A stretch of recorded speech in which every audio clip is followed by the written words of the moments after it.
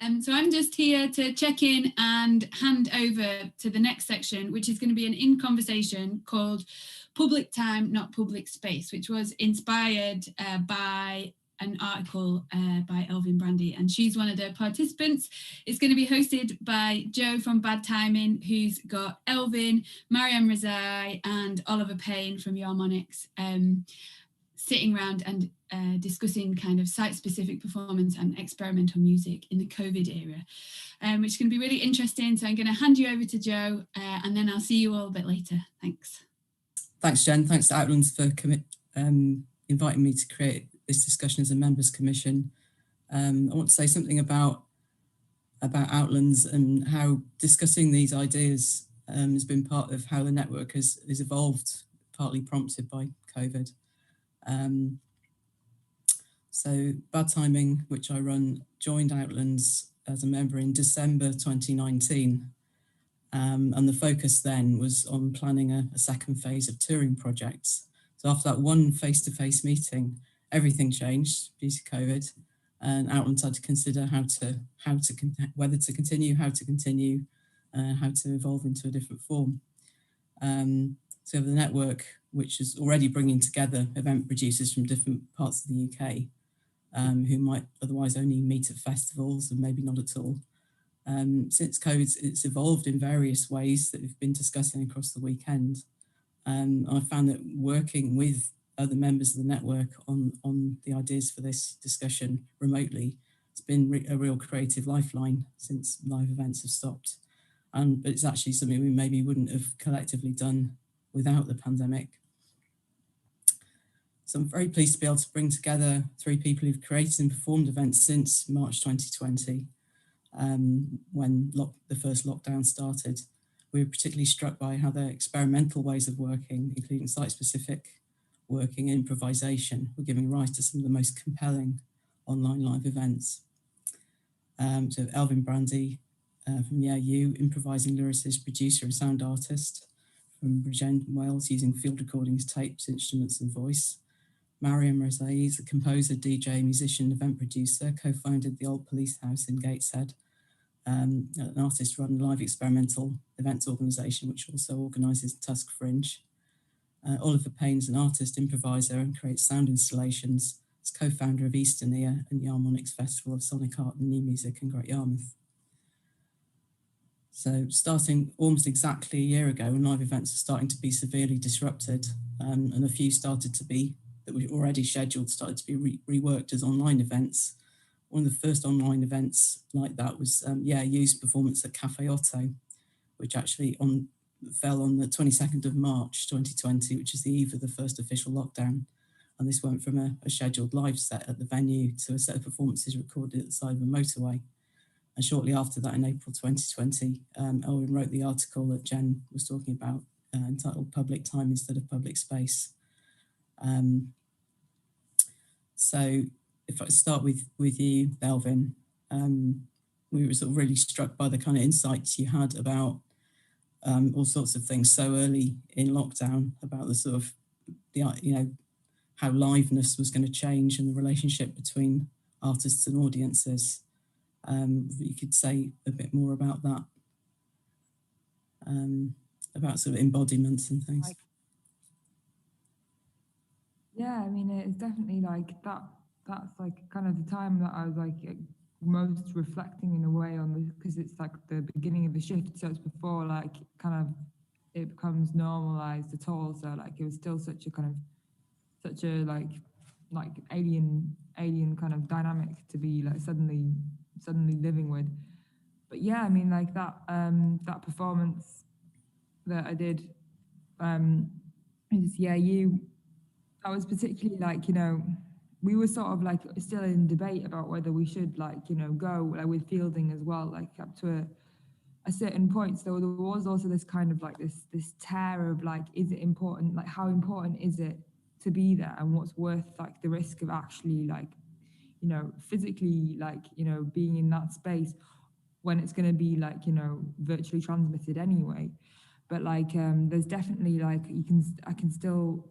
I know that there was a lot of like frustration and trying to put as much energy past a barrier that was like, you know, that was new, and trying to like, you know, it was a very like, it was somehow like unnatural, because even though we perform in the car a lot and often filming and stuff, there was just this like, this clear idea that like this was supposed to be a live set at Cafe Otto, and that's also something that we've done like before. So it was like, you know, just like trying to be like double in order to kind of like go through the screen in some way, you know. There was a real sort of like sort of, it felt a bit like a battle, like trying, like, you know, trying to be there for like an audience that's not there, you know.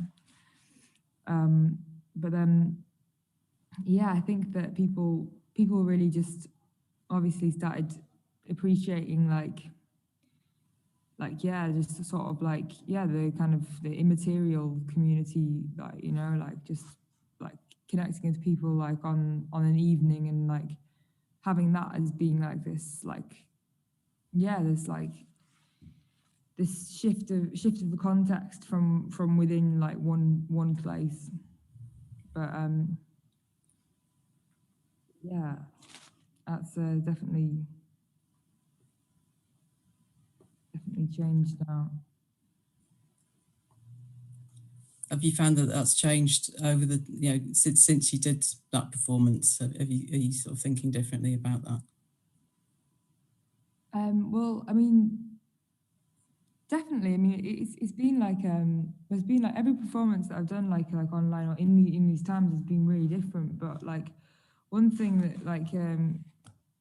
me and my dad actually did was we managed to do like a physical tour that sort of like found alternatives for situations where we weren't allowed to do like, you know, live events, because I guess like, you know, people try like everyone's been sort of trying to break the box of just doing like live streams, you know. It's always been trying to sort of like make this like, there's always, I think there's often some kind of like need for compensation that actually makes it like kind of almost like quite a creatively like beneficially challenging thing in a way, because you are aware that this can't just be like you doing your thing. It has to also sort of like hit someone who's not like in the aura of what you're doing.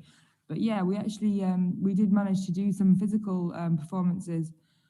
We were driving to one performance that was kind of like fixed at Matt Gallery in Lisbon, and then we played like, you know, on the way in Port and in Bilbao, and like a couple of those performances along the way were in the car, or like, you know, out the balcony like windows. And in Bologna as well, we did like a sort of a series of like performances across the city with like in the car, but then opening the doors and driving around and like using a kind of social media to like tell people where we were going next. So like it kind of created these like chance for some like types of performing in like public space as well, but like, you know, in like fitting all the conditions, or like, you know, like not like really sharing the space, somehow like finding like an in between, like, you know, because that is the great thing about the car as well, is that you have like your little private home inside of a public space, and then a lot of people were cycling around in that one. But yeah, no, it's been really interesting to see to move as well, because I know that I've been moving a lot more than I should be like able to. But like I feel like it's been really interesting, like just to see how different like places, different cities, and the characters of different cities have adapted to this, like in terms of like what kind of character you get from the streets, and also like the kinds of alternatives for like conviviality that like people find in these times. I was interested to, so you've had audiences that literally, some of the audiences have been, the physical audiences have been arriving, you know, due to social media posts, and then presumably you've got other audiences that are just sort of happening upon it by chance in the street. Yeah. How do you sort of, what kind of reactions have you had? I mean, and not just kind of literally, but, you know, what's your feeling about them as those groups of people as an audience, I suppose is what I'm asking. Yeah. I mean, in Bologna, they had quite like it was like connected to this kind of like kind of art collective and like called Zing, and they had like quite a good like outreach and sort of like, you know, there was quite like a sort of a definite crowd of people who were aware of what was going on. But then yeah, we were definitely going to places where like, you know, like yeah, there was obviously people who would just stumble across it. And yeah, I feel like, you know, most people, I mean, the police is the thing. There was a lot of sort of strange, like in these times in general, I find like irrationality with like just how the police are sort of like acting about anything that seems to be like, even if it's like completely fine in terms of like regulations of coronavirus, anything that seems a little bit like, you know, it's a bit confusing. Like I feel like there's a sort of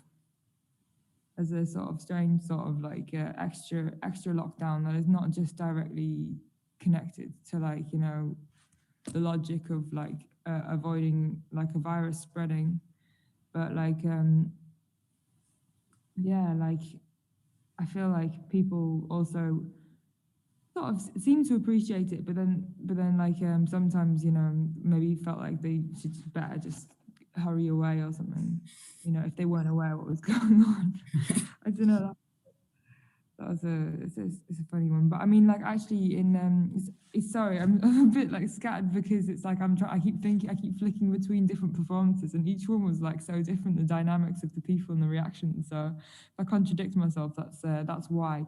But like in Bilbao, we kind of like we were performing inside, but like with the kind of 5 people like maximum like, you know, audience, and it was like 1 p.m. on a Sunday, and then we walked out like, you know, halfway through in order to be like in the square, and there was like a lot of people kind of sat around, and they really like they really seemed to like be amused.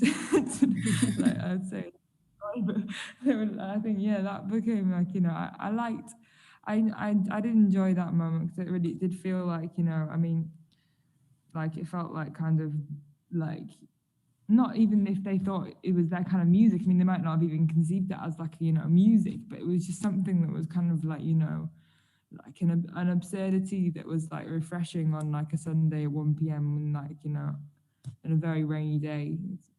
Bilbao is quite a rainy place, I think, in general. But I think so. Maybe yeah. But yeah, no, I mean, it's possibly more open to. I'm like, yeah, I guess coming across things during COVID than they would be if they had their usual. I don't know. I mean, that was just. I was wondering if I could bring Mariam in now. I was, you know, during the summer, you organised. I mean, you organised various kinds of events during lockdown. I know as part of the old police house, but sort of during August, when I guess the restrictions were sort of relatively, you know, the weather was reasonable and the restrictions are the kind of the most relaxed they've been since the start of all this. He organised a couple of events under the TOPH Outbound. Yeah. One in Gateshead and one in Glasgow, which is the first one I saw. And the one in Glasgow is live streamed from a woodland or various other places. So I guess you know you've had sort of some of the similar experiences to what Elvin was just talking about. Of, you know, did people happen across what you were doing? Oh yeah, people just walking by and stuff, because it's that thing, isn't it, when you're going out into a public space and you just embrace anything's going to happen. And I think that's maybe something that a lot of improvisers we're used to, perhaps. That might be an intervention of some form. Of course, us going out and performing in a public space is an intervention. The first thing to say is, you know, the old police house isn't just myself. It's working with Adam Denton, Swan Hunter, and also Mark Wardlaw, Canosist. And we'd run the TOPH Housebound series on Twitch initially for 13 weeks in a row from the beginning of lockdown. we got very restless. We kind of didn't want to like tire out the program initially all on Twitch. So we had a couple of weeks off and a break, and then we just thought, you know, how can we do this so it's safe for us? How is it safe for any artist that is involved? But also to keep ourselves entertained as artists and as, you know, curators, etc. And what can we do? And really thought about it.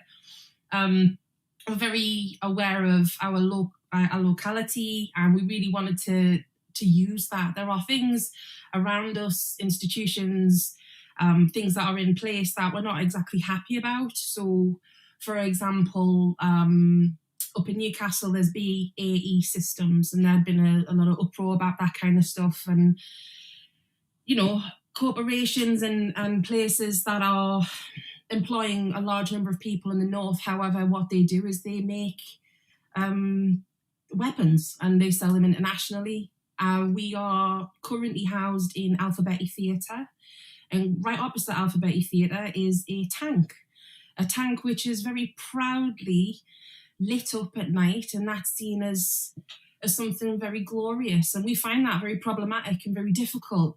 As part of our performance for the first TOPH Outbound, Kenosis went straight up to it and was performing right next to it. You know, so there's definitely something about using the locality to also bring across a message about how we feel about where we are, and to bring that to the audience's attention. I think there's like a general kind of like feel at the Police House that anything goes. I mean, there's a lot of work and there's a lot of thought behind things, but also, hey, if it goes wrong, it goes wrong. So it was like, you know, you just get your phone and live stream into Twitch and let's see what happens. Because actually, surprisingly, these mobile phones have got very good cameras and very good microphones. And of course, you know, I like to have a joke and say, I'm trying to be really shit Geordie Jules Holland, you know, and just sort of go around the rounds and just see how things are going. And there was a lot of that. There was definitely a lot of that in the Outbound gigs. We were very fortunate that we were able to chat with a couple of people who were up for being on board, like ODG Gast, Plastiglomerate. Of course, we had Kenosis and Swan Hunter perform as well. And then we got in touch with a few people in Glasgow. Caroline McKenzie, Armin Sturm, Fritz Welsh, Mariam Rezaei, Adam Campbell. We had Mercurochrome, Claystar Hair, and Vivarium Sounds. I mean, I don't know what you were using, Freya, for all of your different stuff and like the different like kit and that, but I literally had one mini rig and a really shit guitar amp, and a phone, like, and we had to coordinate swapping between acts. I had like, all right, well, I had like a €1 banjo in the Bilbao gig, and that's what I came out with. It was the first time I was like, you know, playing, like singing songs with a little guitar. I felt amazing. I felt like a rock star. I felt like I made it, you know? Yeah. In that moment. But it's great that this tech exists. Oh, yeah, we definitely. Because it means we can do really, yeah, you know, like, we can do our weird shit. Like, sorry, you go ahead. Yeah, no, definitely.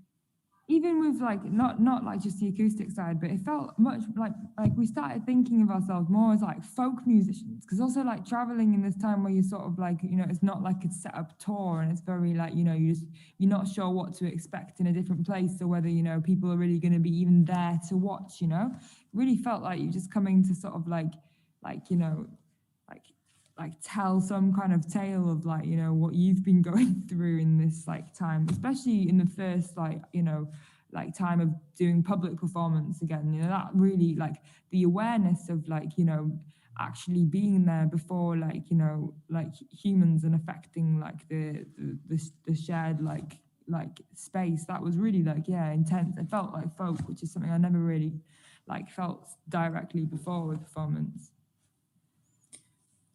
Question for Mariam. Yeah,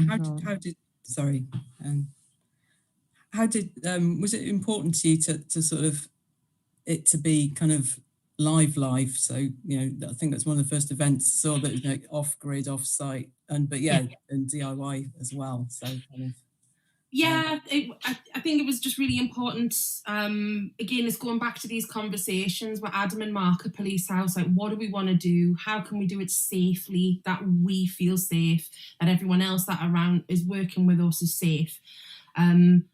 What's available to us? And it wasn't just a matter of what can you do by law. It's like, what's safe? What do we think is safe as well? Because I know that we could have potentially invited some formal audience. We didn't want that.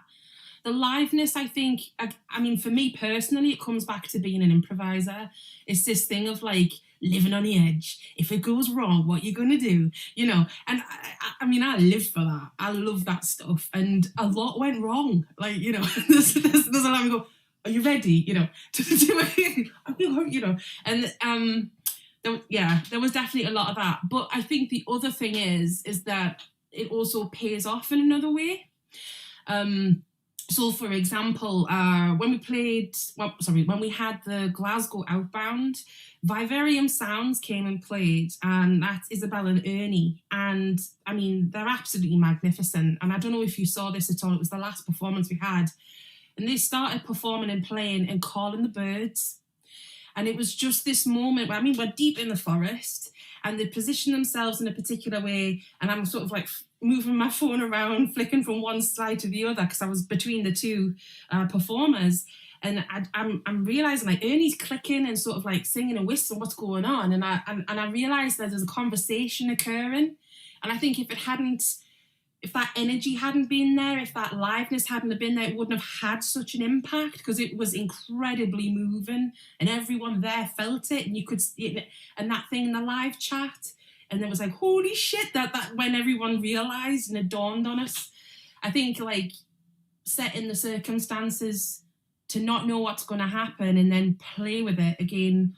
Yeah, I think that's part of what makes it, well, just lush, to be honest. Do you think that kind of liveness is even more important now, when, things, we're watching things kind of at one remove through a screen? I think it is. I think it's important to have a mixture. I think it's going to be really boring if we all do the same thing. And we're not, thank God. But I do think we need to have people that keep pushing in whichever way they can. And you know what it is? I think, like, again, coming back to this nature of us being in the experimental fields that we're in, if it goes wrong, it goes wrong. I mean, we had it at one point. We were helping run Tusk, and one afternoon, three computers died. I'm not getting choked up because they died. Or maybe I am. It's the live interview experience. Yeah, okay.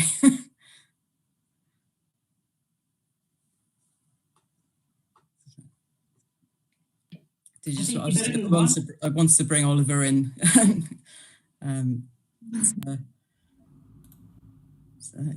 We'll come back to. So sort of kind of moving sort of through the timeline, thinking about, we get into the autumn of last year and planning of festivals. So by that time, sort of festivals like Yarmonics and Tusk Fringe, you had enough lead time to plan to take that online. So Oliver, I was wondering sort of, how did those decisions kind of get made? So Yarmonics it's like the third year you were doing that festival. So I attended in 2019, and it was very much making use of non-venue spaces all around the town, including the beach, and also sort of reacting to the the identity and the history of the town as well. So it was specific to a specific place, as well as a kinds of places like beaches or woodlands. So I suppose this sort of ties in a bit with what Mariam was saying as well.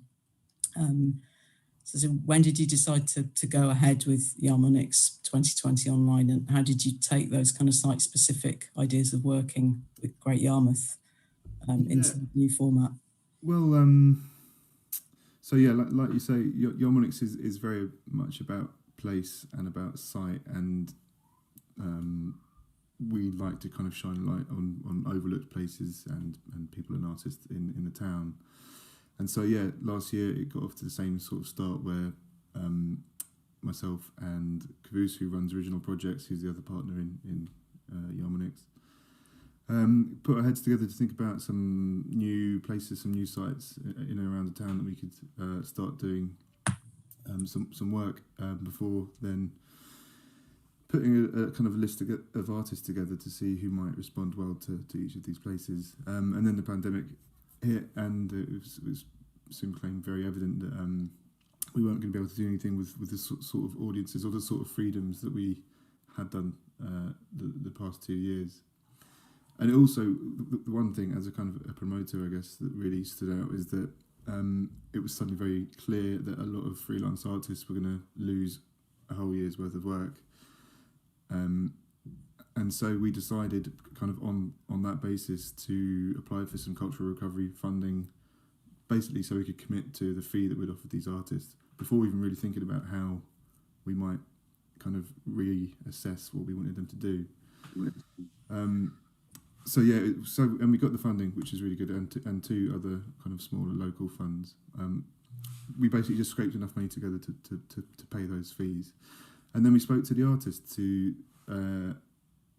tell them kind of our plans, which were at that stage were to create something that could be presented on an online space, and sort of an opposite angle of what Mariam was just saying, that we wanted things to be not live. We wanted them to exist kind of almost indefinitely on our website in a space, so we could reach as much people as possible. One thing about Yarmonics, it's about reaching audiences of experimental music and improvised music, but it's also about reaching the people of Yarmouth and East Anglia and trying to show their town in a different light. So we wanted kind of the opportunity to have something that was there that could be kind of roamed through a number of days or weeks or whatever, and so we invited artists to make something which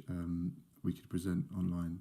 And there were kind of two sort of kind of thematic things that we had in our mind. One was migration. So back at the beginning of the year, we had already started to think about migration and how we thought it'd be quite an interesting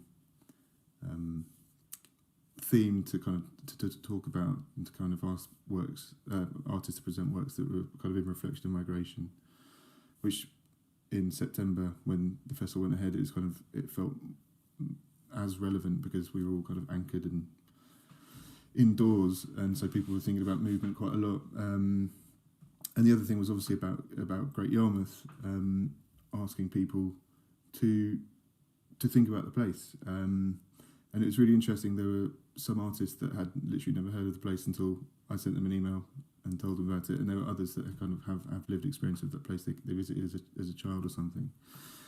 So instead of a performance which is completely in response to a place in kind of as a live piece of art, we wanted people to kind of to think about Great Yarmouth, to have it in the back of their minds, of their kind of experience and understanding of the place, to inform what they make, and not expect them to translate that as a kind of literally, like we didn't expect them to write the Great Yarmouth opera or whatever. So it was really interesting because some artists responded really broadly and took the things kind of at an abstract level, and others kind of were actually quite literal. So, for example, Ree Nakajima and Simon Wetham, they both asked for objects from Great Yarmouth. They asked for pieces of Great Yarmouth to be sent to them. Simon was in Marseille and Ree in London, and they used those objects as the sources of their performances. They both made kind of Simon made quite a long form audio piece and a video, and Ree made a performative installation using those objects. So it was kind of the detritus from a beach clean. So it's mostly kind of plastic rubbish, which are kind of mundane. Not great objects, but she made them they made them sing. She made them sing basically. I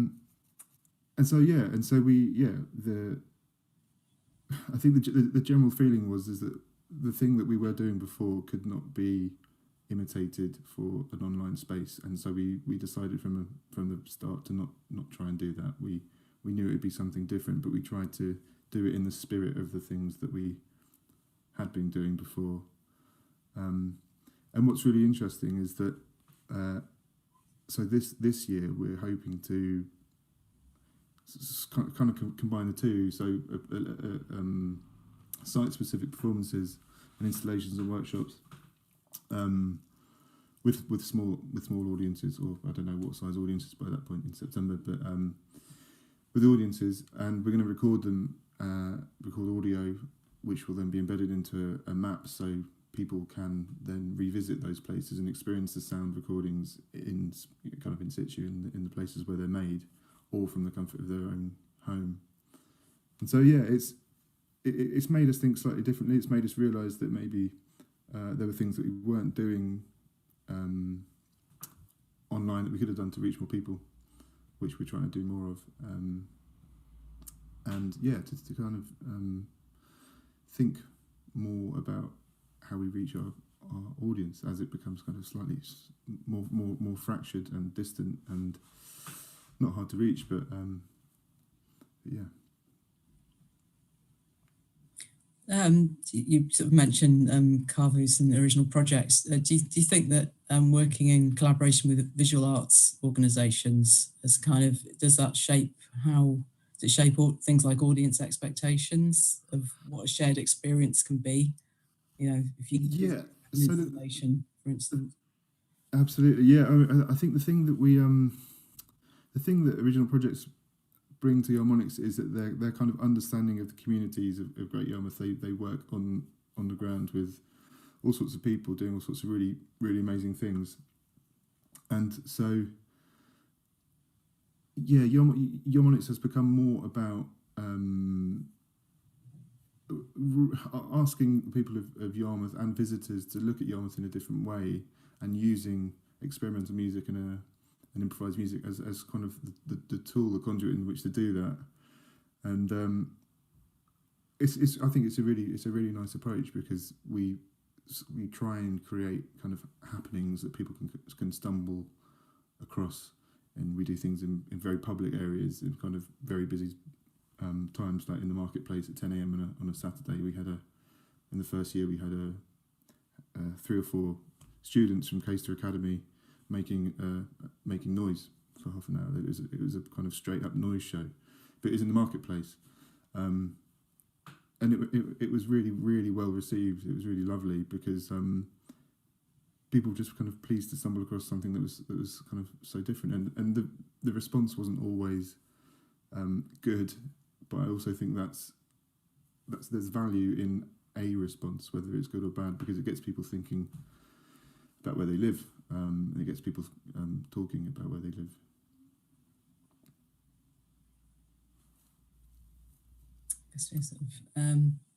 So following on from that, it's a question for all of you. How are you?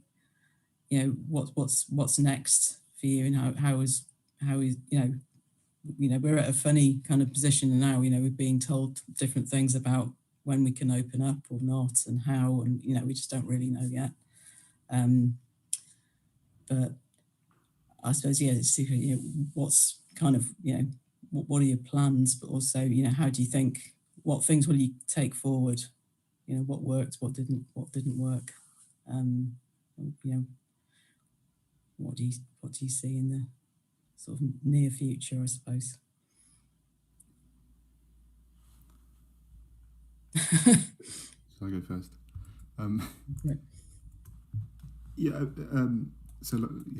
I think we're hoping to kind of take what we've learned from 2020 in doing everything online, and use the bits that worked really well, especially around audience development, to kind of shape what happens in the future, to pay more attention to do that. Yeah, but also not lose sight of the fact that experiencing things in real time in a moment that you know that won't be repeated anywhere else any other time. Not lose sight of that being kind of the magic that makes Yarmonics a special thing. So yeah, we'll try and combine the two approaches, I think. I think, like, as Police House, I'm not interested in repeating exactly what we've already done.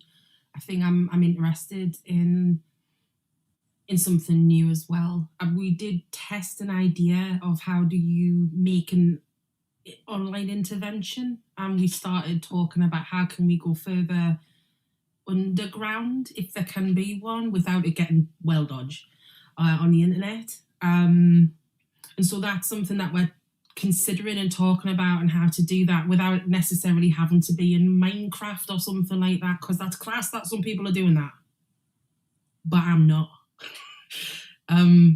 So there's that, but I think there's also like, personally, there just needs to be a little bit of time for reflection too, a little bit of time to be human, because as much, and I really do love to keep constantly going and hammering stuff and having fun and gigging and that,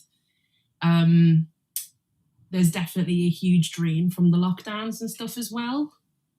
So I feel like this event, like this whole weekend, these events where we're talking and being more open and connecting together are very vital and really important. That's actually a really nice time to do it as well. Right in the middle of the third lockdown, where I feel, I don't know how Freya and Oliver feel, or Joe yourself, like, feels like it's been a massive slump, this third lockdown in the UK. Yeah, the winter. Yeah.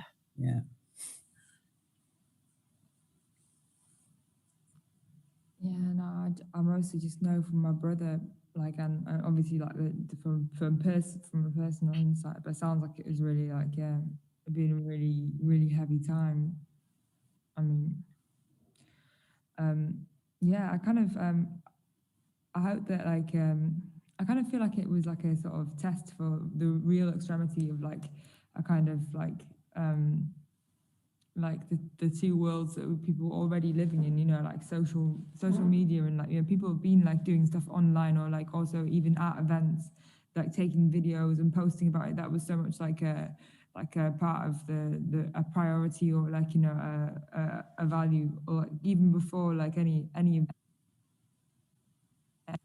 transition onto, like, virtual communities. But then, like, I feel like this like whole, like, time has really, like, shown a clear, like, distinction between the difference in these, like, in this kind of, like, forms of, like, lived experience, where you are in a chemical reaction, like, you know, there's so much that you're not, like, you know, consciously aware of that is happening, that is actually, like, constituting, like, your experience, to, like, an experience where, like, you know, you're kind of, like, aware, like, very, very, like, you know, mentally, like, what you're engaging with. In some ways, I feel like there's less of a sort of, like, alchemy online, even though you can sort of definitely have this, like, whole, like, cauldron of, like, different, like, stimuluses hitting you at once and leaving you with a certain, like, certain feeling. But yeah, no, I mean, personally, I've been doing a lot more video, and also just, like, as a way of reflecting on space, like, even if you're not, like, you know, embodying it, but, like, just, like, filming spaces, and then, like, always, you know, I always, like, annotate that with sound. I mean, it's always, like, music and video, not, like, music videos, but it's always, that's my, like, a language that, like, you know, like, that sort of sets the space. But I think I'd like to do some more, like to sort of, yeah, do some more, like, film sort of stuff, or, like, videos kind of thing. Yeah, but also performance. Can you hear me? Because I can't hear anyone anymore, I think. Oh, you can't? Oh, no, you can't. Oh, I can hear you. I just can't hear your background noise. But that's because Zoom is, like, it's clever, isn't it? It sort of, like, produces background noise. Yeah. Kids coming home from the shops earlier. But, yeah, just a few birds. That's all I've got. So. In your house or outside? Outside. Yeah, just, like, blackbirds or something. Yeah. Oh, lovely. That sounds great. Yeah, the birds though, that was always a thing, wasn't it? Like, I mean, was it? I mean, the birds, right, from the beginning, like, they started coming on strong, like just, that was amazing. That was like one thing that I think a lot of people suddenly thought, what the fuck, maybe this is good that we're all like, inside and not like driving, because like the nature was like, like going, like roaming the streets, all the scavengers were out. But yeah, I hope that we find a way to, live alongside them as well in a more respectful way than previous times.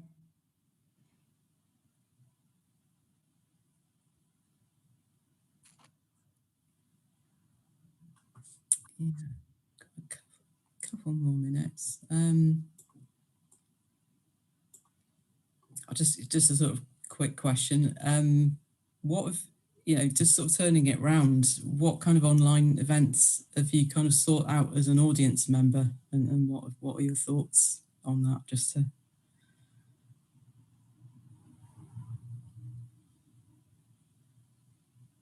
That's a question to everyone. I think it's sort of, we were all we were all previously going to live events. I think it's sort of diversified what kind of online events people actually seek out, whether it's, person on stage in an empty venue, which personally doesn't really work for me. And then, there's kind of events we're talking about which do. I've talked to other people who just haven't really been kind of seeking things out. They're just, I'll wait for it to all come back as it was. So just wondered what your thoughts were as audience members. I've been using the Locus Sonus sound map, kind of tuning into lots of live microphones from around the world.